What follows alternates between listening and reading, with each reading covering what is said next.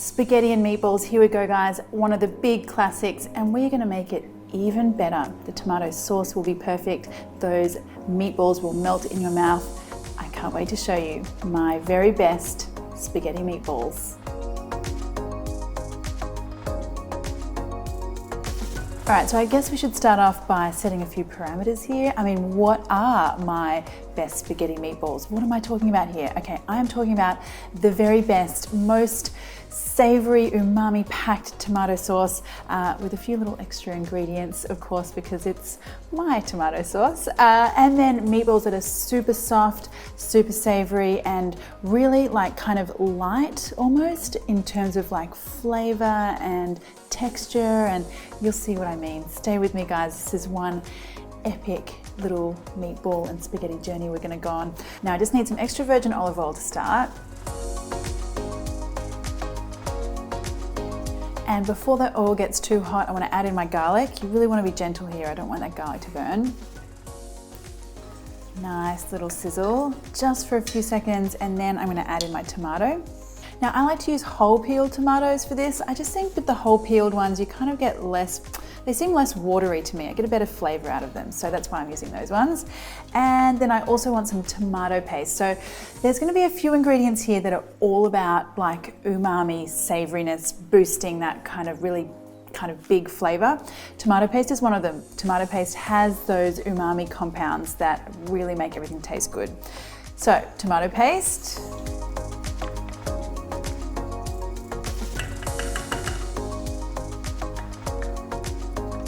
And then the other ingredient that's going to do the same kind of thing as the tomato paste, but literally like on steroids. Like this stuff is all about umami, and that is miso paste. So not your typical Italian ingredient, but there is method to the madness, everyone. So I'm going to put that in as well. Honestly, you'll just never make tomato sauce without putting miso paste in once you've tried it, I promise. And the other thing I want to add in here are some special little aromatics. So I've got some star anise, yes, another Asian ingredient, but star anise is one of those spices that kind of makes things taste beefier almost with their fragrance and aroma. So I want those. And because I'm me, you guys know me by now, I'm going to add a little chili in here. It's not going to be spicy, super spicy, it's just going to infuse the sauce with just a little bit of interest. And then a bay leaf as well. And then what we want here is a gentle simmer. I want to let this go for about 30 or 45 minutes. I really want those flavors to develop and get really super intense. Just keep an eye on it though, because whole peeled tomatoes tend to have less liquid than crushed. So just make sure you're not getting any scorching or burning on the bottom. Tend to your tomato sauce nicely, everyone. So while our sauce is doing its thing, we've got plenty of time to do our meatballs. So these meatballs, all about getting the most light, fluffy kind of texture for me. I don't want any kind of hard tennis balls here.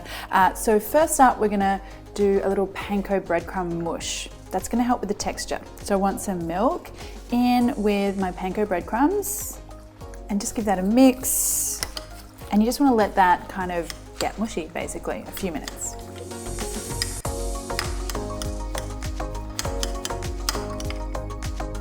All right, so meat-wise, we're going with a mix of beef and pork. I like that combo because I like the flavor combo. The pork kind of lightens up the beef a little bit. And then I also like the extra fat that the pork adds into the mix.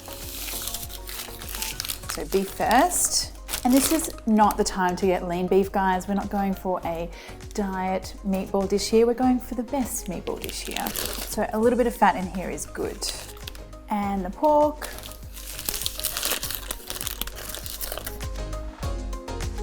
All right, so next up I'm gonna add some dairy. Now, I'm a big fan of adding in ingredients like ricotta and cheese into my meatballs because one, I like the cheesy flavor, and two, that's gonna help with texture as well. So if you have a look at my ricotta, this is like one of those really firm deli style ricottas. If you can only get that really runny stuff in the packet, use half and add extra breadcrumbs to kind of soak up some of that moisture. So there you go, depends on the kind of ricotta you can get a hold of. All right, so next up, Parmesan cheese. Now, this guy does double duty here. Okay, first off, Parmesan cheese, obviously cheesy, but also Parmesan cheese has that magical thing called glutamates. That's an amino acid that kind of it's like the savory element. It makes things meatier, more savory, more umami flavored. You guys hear me talking about it all the time. It's just gonna make it taste really good. All right, so by now our panko mix is ready to go and that goes in. All right, so now we want an egg as well. And now for all our flavor bits and pieces. So I want some garlic first up. Now for some fennel seeds. I like to keep them whole because I really kind of like that rustic pop of fennel flavor, but if you want a more kind of refined fennel kind of experience, then you can grind those down. And some freshly grated nutmeg. If you can, guys, use the whole nutmeg and grate it in. You'll find the flavor so much more, I don't know, it's just better, like fresher and more fragrant. And also nutmeg, ricotta and meat, it's like the perfect triple threat. Really good combo. And some parsley as well. And finally, a really good dash of salt here. Like there's a lot of meat in here, so you want to season this quite aggressively. One more aromatic, almost forgot. You can never have too many aromatics. Lemon zest. So this is another really like secret little thing that I like to add to my meatballs. It makes everything just lighter and brighter and just, it makes it nice, guys. It makes it nice. All right, so try not to overmix here, guys. You really just want everything to just come together and for that ricotta and the breadcrumbs and everything to kind of mix through. And now we're ready to roll our meatballs. All right, so I kind of like my meatballs slightly larger than a golf ball, but smaller than a tennis ball, if that makes sense, kind of in the middle there. I do like a nice, solid, chunky kind of meatball, but totally up to you. You go your own adventure, choose whatever size you like.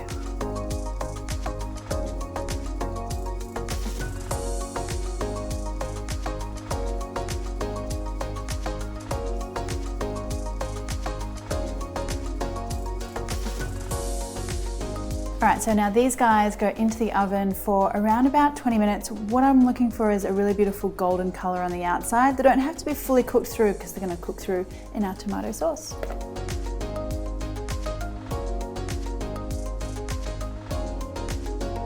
Okay, so our tomato sauce currently smelling amazing. Oh, I love that smell of the garlic and the bay leaves and the star anise.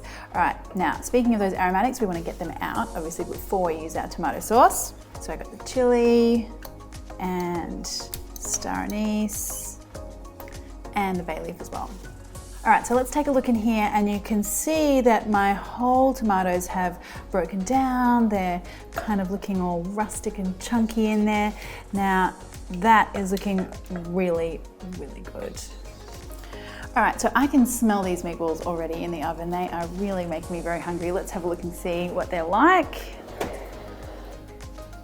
All right, so these are looking really great. I've got just a little touch of color on there, which is what I want to start to get the flavor going. Now I want to finish these meatballs off in the tomato sauce. So I'm going to pop them into a nice wide pan to start with.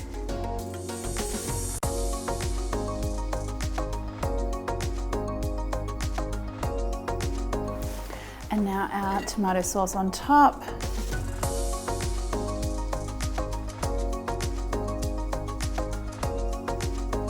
All right, now just get those meatballs beautifully coated in that sauce. And then I want to put a lid on and just let all of those ingredients make friends in there for about 5–10 minutes. So in the meantime, you'll want to cook your spaghetti, and I am in total agreement with the Italians on how to cook pasta. Plenty of boiling salted water, and don't, whatever you do, overcook those noodles. All right, my spaghetti is almost ready. I'm gonna save a cup of pasta water. Always when you're cooking pasta, save a bit of water. You'll see what I mean for later. And now drain that pasta, get it back into the pot, and we've got to do our final, like, pasta zhuzhing. You'll see, hold on. All right, now let's have a look at these meatballs. Oh, look at that. I mean, does anything get any more beautiful? Look, those meatballs should be perfectly cooked now, nice and juicy, and then some of those meaty juices have gone into our tomato sauce as well. Oh, I cannot wait to eat this. Now, I'm a little like pedantic about the way I like to do my pasta. I like each pasta strand to have a beautiful amount of sauce with it. So I'm gonna get a little bit of my sauce, put it in with the spaghetti, and give that a really good mix. Now here's where the pasta water comes in. I'm just gonna kind of loosen everything up in here with a bit of that, and the starchiness in the water is gonna help to thicken everything and make it kind of sticky and glossy. And just keep that on the heat. So the heat and the pasta water and the tomato sauce, they're all doing magical things in there, friends. And now without any further faffing, let's get this stuff out onto a plate. And now, of course, we need our meatballs.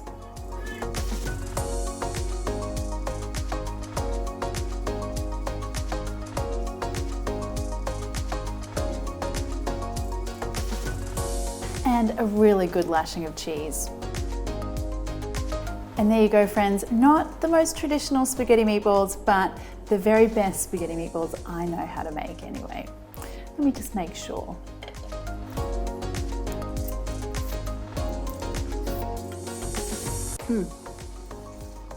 That tomato sauce, the flavor is so intense. It's so epic. Oh, let's have a look at this meatball.